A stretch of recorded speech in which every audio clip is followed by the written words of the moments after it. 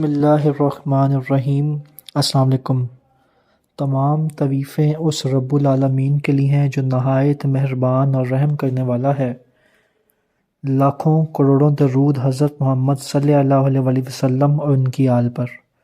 ناظرین، آپ دیکھ رہے ہیں ڈاکٹر اسامہ کے ساتھ۔ آج اس ویڈیو میں ہم پاکستان کی ایک سیاسی شخصیت کے بارے میں تذکرہ کریں گے، اور اللہ تعالیٰ نے بھی ان شخصیت کو پاکستان میں بہت سی عزت سے نوازا۔ ان شخصیت کو پاکستان میں فخر پاکستان کے نام سے بھی جانا جاتا ہے۔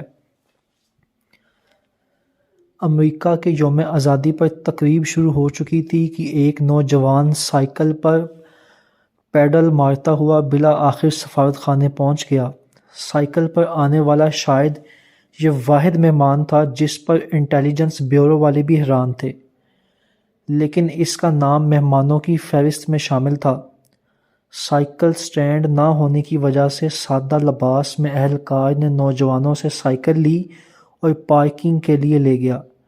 یہ نوجوان جب سفارت خانے میں داخل ہوا تو ایک جانب ولی خان اور مولانا شاہ احمد نورانی اپوزیشن کے لیڈروں کے ساتھ موجود تھے۔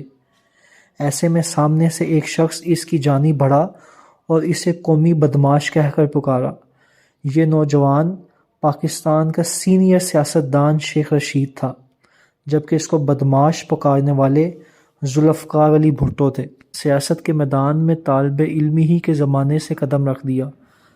60 کی دہائی میں جب صدر ایوب کے خلاف عوامی تحریک شروع ہوئی تو اس میں بڑھ چڑھ کر حصہ لیا۔ جب گورنمنٹ گورڈن کالج میں داخلہ لیا تو کالج کے طلبہ یونین کے صدر منتخب ہوئے۔ 1992 میں سیاست میں ایم اے کرنے کے بعد تحریک استقلال میں شمولیت اختیار کی، لیکن جلد ہی ان سے علیحدہ ہو گئے۔ 1984 میں بلدیاتی کونسل کے رکن منتخب ہوئے۔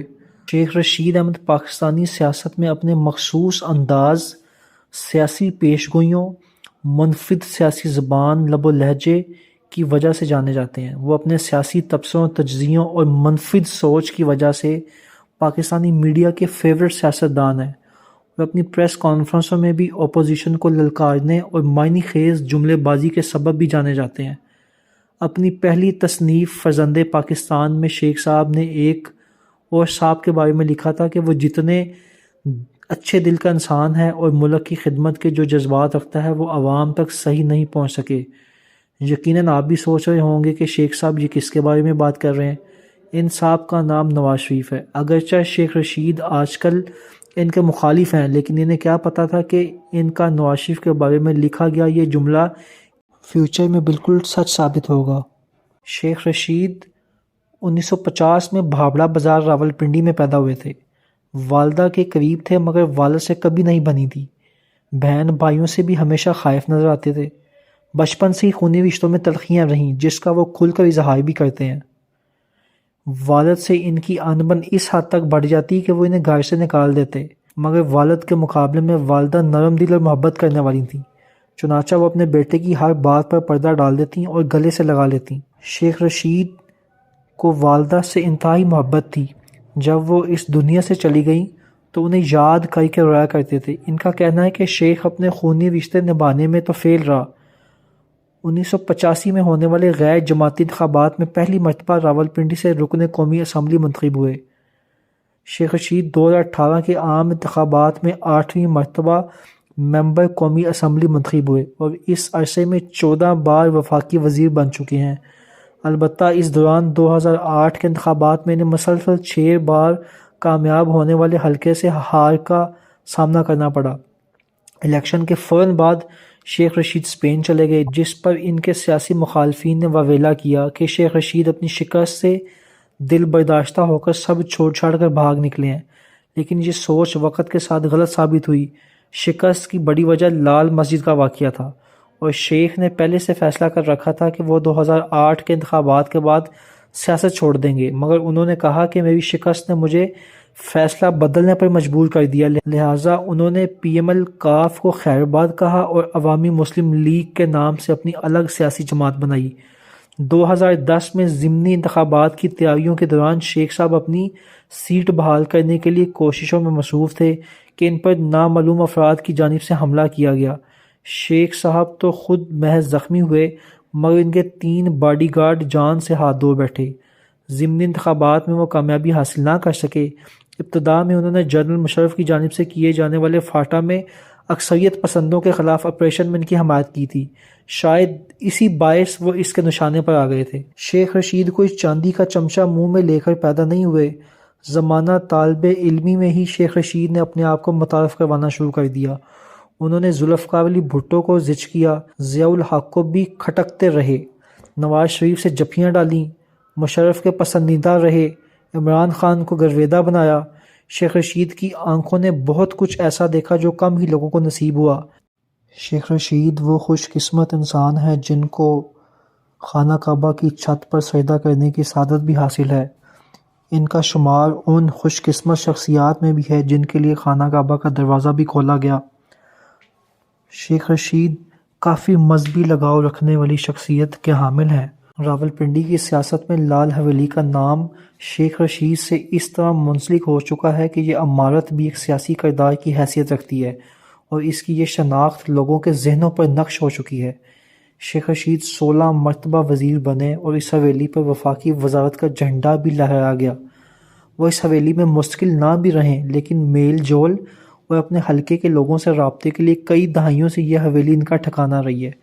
آئے دن شیخ رشید احمد لال حویلی کے قریب موجود ناشتے کے دکانوں پر صبح کے وقت نکلتے ہیں اور وہاں کسی بھی ٹھیلے پر کھڑے ہو کر نان نہاری یا چنوں کا ناشتہ کرتے ہوئے دکھائی دیتے ہیں۔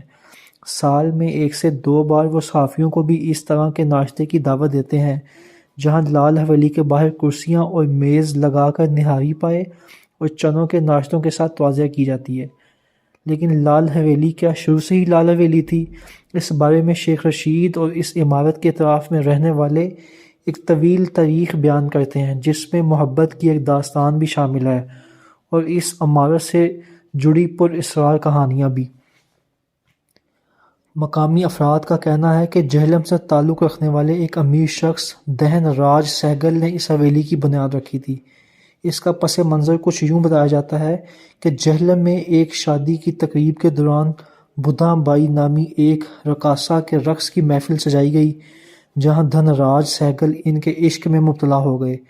اس کے بعد دھن راج سہگل نے راولپنڈی کے بوڑا بازار کے علاقے میں 6 کنال اراضی پر ایک حویلی بنوائی تھی جس کا نام اس وقت سہگل حویلی تھا۔ اس حویلی میں ایک مسجد اور ایک مندر کی تعمیر بھی کی گئی تھی۔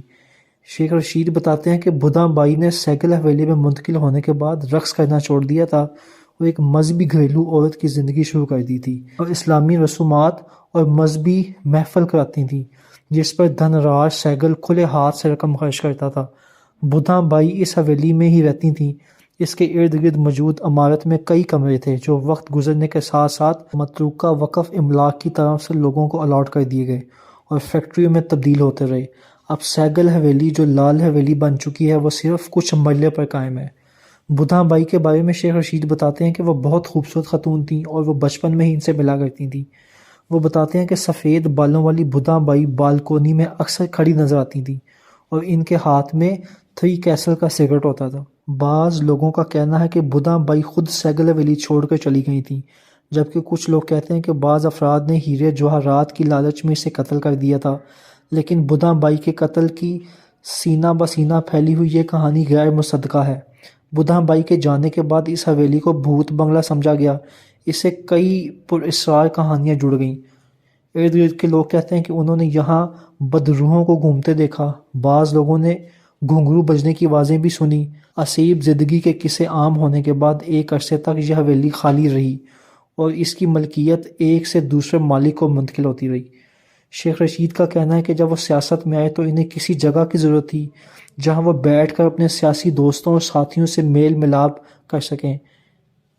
اس مقصد کے لیے ان کے ایک قابل اعتماد ساتھی حیدر علی نے اس جگہ کا سودا کیا اور اس کے باقاعدہ رجسٹری بھی ان کے پاس موجود ہے، لیکن اس پر متروکہ وقف املاک والے سیاسی مقاصد کی وجہ سے نوٹس ارسال کر رہے ہیں۔ لال حویلی کے حوالے سے شیخ رشید نے کہا کہ سہگل حویلی کی ہیئت موجود عمارت سے بہت مختلف تھی۔ جب انہوں نے یہ عمارت خریدی تو اس کے سامنے کچھ حصوں پر لکڑی کا کام کرایا اور اس کا رنگ لال کر دیا۔ اس کے بعد ہی ان کے بعض ساتھیوں نے یہ خیال پیش کیا تھا کہ اس کا نام لال کوٹھی رکھا جائے، البتہ شیخ رشید نے اس کا نام لال حویلی رکھا اور بعد میں اسی نام سے شہرت ملی۔ شیخ رشید مزید بتاتے ہیں کہ اس عمارت میں رہتے ہوئے وہ 16 مرتبہ وزیر بنے اور یہاں پاکستان کا جھنڈا لہرایا گیا، جبکہ آج بھی شہر میں کوئی بھی سیاسی ہلچل ہو یا کوئی بھی معاملہ ہو تو لوگ لال حویلی کا رخ کرتے ہیں۔ پہلی مرتبہ 1987 میں یہ عمارت اس وقت لوگوں کی نظروں میں آئی جب شیخ رشید احمد نے کونسلر کا الیکشن لڑا اور راولپنڈی سے میئر کے امیدوار بھی بنے۔ شیخ رشید نے لال حویلی کو پبلک سیکریٹریٹ قرار دے دیا تھا، جس کے بعد ان کی سیاسی زندگی کا بھرپور آغاز ہوا اور لال حویلی سیاسی ہلچل کا گڑھ ہوا کرتی تھی۔ شیخ رشید کسی بڑے سیاسی خاندان سے تعلق نہیں رکھتے تھے، اس کے باوجود گزشتہ 4 دہائیوں سے راولپنڈی کی سیاست میں چھائے ہوئے ہیں۔ اس کی ایک وجہ لال حویلی بھی ہے، کیونکہ یہاں آنے کے لیے کسی سے اجازت نہیں لینی پڑتی۔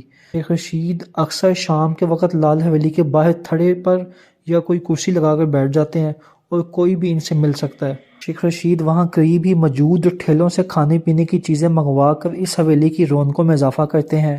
وہ اپنے اس عوامی انداز کی وجہ سے آج بھی مقبول لیڈرز میں شامل ہیں۔ ماضی میں اس حویلی میں سیاسی شخصیات کے حوالے سے تمام بڑی سیاسی شخصیات اور سفارتکار یہاں آتے رہے۔ نواز شریف، شہباز شریف کے علاوہ عمران خان جب 2013 میں سیاسی اتحاد کے لیے شیخ رشید کی طرف آئے تو وہ لیاقت باغ میں جلسے کے لیے جانے سے پہلے لال حویلی بھی آئے۔ لال حویلی جہاں شیخ رشید سے منسوب ہونے کی وجہ سے سیاسی سرگرمیوں کا مرکز رہی، وہیں مخالفین کا ہدف بھی بنی۔ 2007 میں سابق وزیراعظم بینظیر بھٹو کی لیاقت باغ میں ہلاکت کے بعد اس حویلی کو آگ لگانے کی کئی کوششیں بھی کی گئیں، لیکن وہاں موجود گارڈز نے ان کوششوں کو ناکام بنا دیا۔ اس حویلی میں شیخ رشید کا ایک انداز ہمیشہ سے مشہور رہا۔ وہ ہر الیکشن کے بعد رات گئے اپنی والدہ سے مبارکباد وصول کرنے اس حویلی میں آتے اور پھر بالکونی سے خطاب کرتے تھے۔ لیکن ان کی زندگی کا ایک الیکشن 2008 کا ایسا الیکشن تھا جس میں جاوید ہاشمی کے مقابلے میں انہیں شکست ہوئی تھی اور اس رات وہ حویلی کی بالکونی میں کھڑے ہو کر خطاب نہ کر سکے۔ ان انتخابات سے کچھ دن قبل ان کی والدہ بھی اس دنیا سے رخصت ہو گئی تھیں۔ لال حویلی کے علاوہ شیخ رشید وفاقی دارالحکومت اسلام آباد کے سیکٹر F7 میں بھی ایک گھر کے مالک ہیں، جبکہ پنجاب میں فتح جنگ کے قریب ایک فارم ہاؤس بھی ہے جس کا نام انہوں نے فریڈم ہاؤس رکھا ہے۔ البتہ شیخ رشید کا سیاسی پتہ لال حویلی ہے۔ 2018 میں ایک دفعہ پھر قومی اسمبلی کے ممبر منتخب ہوئے۔ اس کے بعد عمران خان کی کابینہ میں بھی شامل ہوئے۔ پہلے تو وہ ریلوے کے وزیر رہے، اس کے بعد انٹیریئر منسٹر کے عہدے پر فائز رہے۔ جیسے ہی عمران خان کی حکومت کو گرایا گیا، اس کے ساتھ ہی شیخ رشید کا بھی برا وقت شروع ہو گیا۔ آج کل شیخ رشید سیاسی مقدموں کا سامنا کرتے ہوئے نظر آ رہے ہیں۔ ناظرین، یہ تھے شیخ رشید اور ان کی لال حویلی۔ میری ویڈیوز کو لائک کریں، شیئر کریں، میرے چینل کو سبسکرائب کریں۔ اللہ تعالیٰ آپ سب کا حامی و ناصر۔ پاکستان زندہ باد۔